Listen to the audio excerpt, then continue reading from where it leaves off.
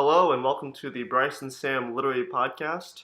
I am Bryce. And I'm Sam, and this week we'll be talking about a very interesting book titled The Book Thief by Markus Zusak, published in 2005 by Alfred A. Knopf.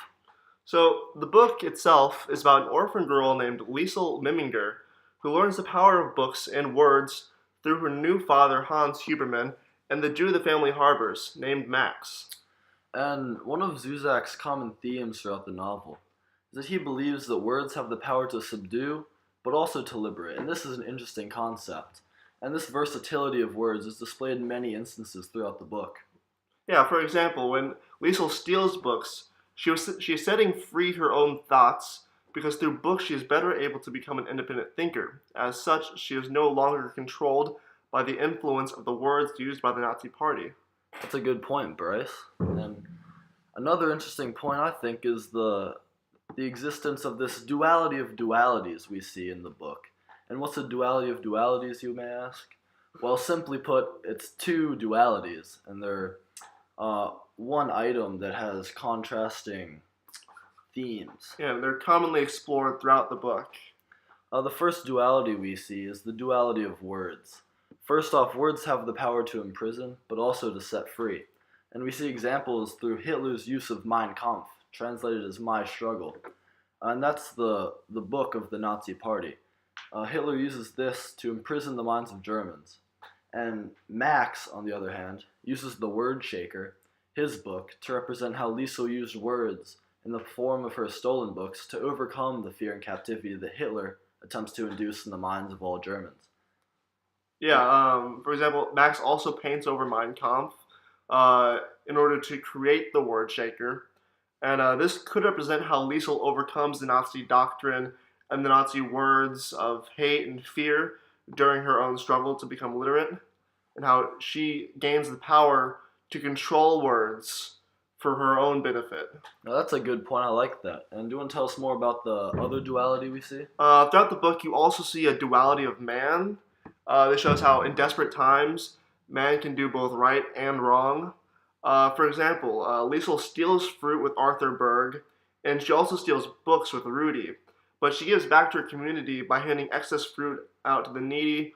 And during the bomb raids, she reads her stolen books to kind of bring peace and calm to everyone in the bomb shelter. That's very admirable of her trying to bring together a community in peace during such a turbulent time. And also, Liesel's family lies to everyone about Max's existence, which kind of shows deceit on their part. But they do this so that they can keep Max safe, which also shows compassion and love that they show for someone they really don't even know in Max. It's interesting how you can show two completely different traits within the same thing. And I think all these themes are interesting and all, but how can we relate this to society in the bigger picture? Well, I think all these themes help to educate society on the power contained in words. And this allows for easier recognition of when this power is being abused and when it's being used for good. You know, Bryce, that kind of reminds me of a kind of phenomena that's been going on nowadays in the form of fake news. With the rise of social media, anyone can really put out whatever they want, and how much effort is really being put into vetting what's really news and what's not. Yeah, the Book Thief, I agree. The Book Thief encourages all readers to scrutinize what they read and what they come across on the internet and make sure that it's really truthful. And because these words that people read can really hold influence over any individual. Yeah, words are powerful. Well said. And another common theme, way this can influence society, is that to be a good person, you do not always have to act ethically in every decision you make, because sometimes doing seemingly unethical things for a greater good may end up being the right thing to do. You know what, Bryce, that reminds me of that classic question that's been discussed for many years now. Is it better to do the right thing for the wrong reason, or the wrong thing for the right reason? And now, I think that Zusak himself believes the outcome is insignificant in the face of the reasons behind the actions. And what makes me think this is I see no clear examples of a character doing the right thing for the wrong reason throughout the book. There's plenty of examples of a character doing wrong things for the wrong reason, such as Hitler's domination of Nazi Germany.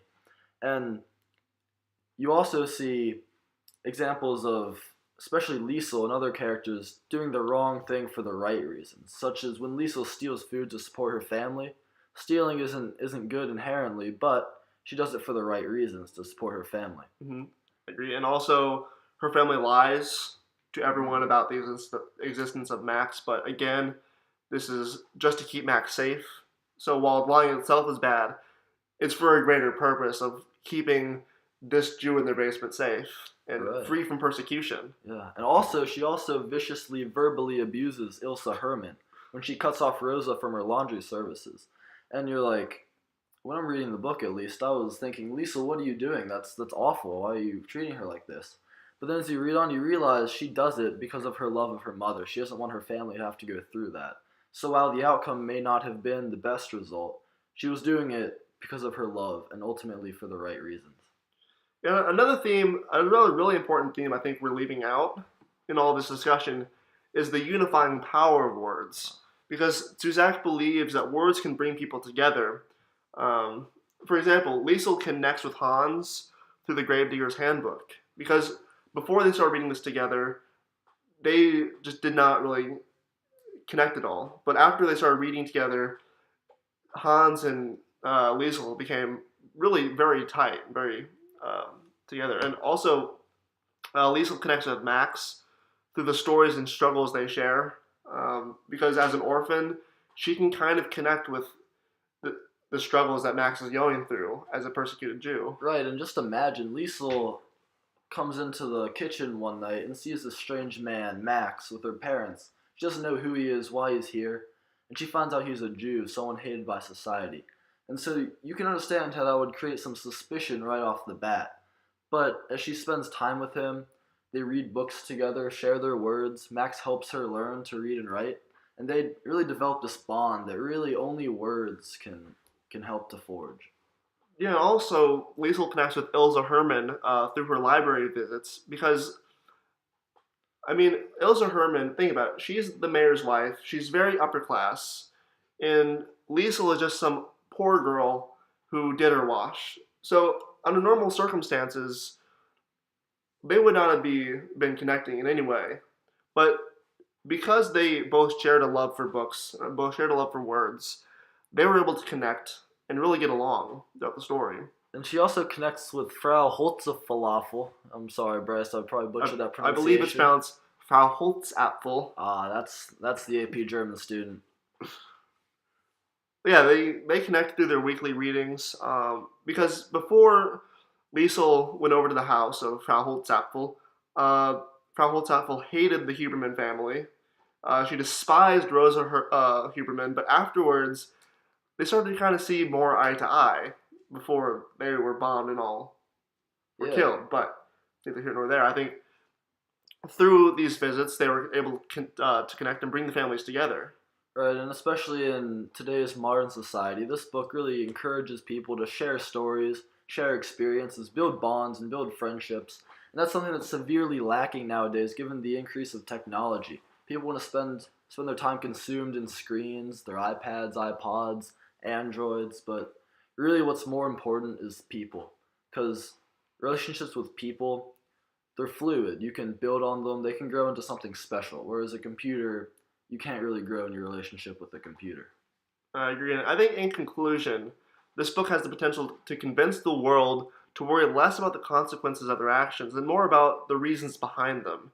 If everyone follows their convictions and does what's right, the results of a more positive environment will inevitably follow. And that's what this book is all about, Bryce. I think you hit the nail on the head. Yeah, I think it also encourages people to connect more with their fellow humans and not devolve into solitary beings void of relationships, which could be possible with the rise of technology and everything that surrounds us in today's environment. That's exactly right. You heard it from Bryce Hall himself, folks. Do not be internet computer shut-in. Go out, see the world, read some books, and build connections and bonds. Thank you for joining our discussion today, and make sure to tune in next week.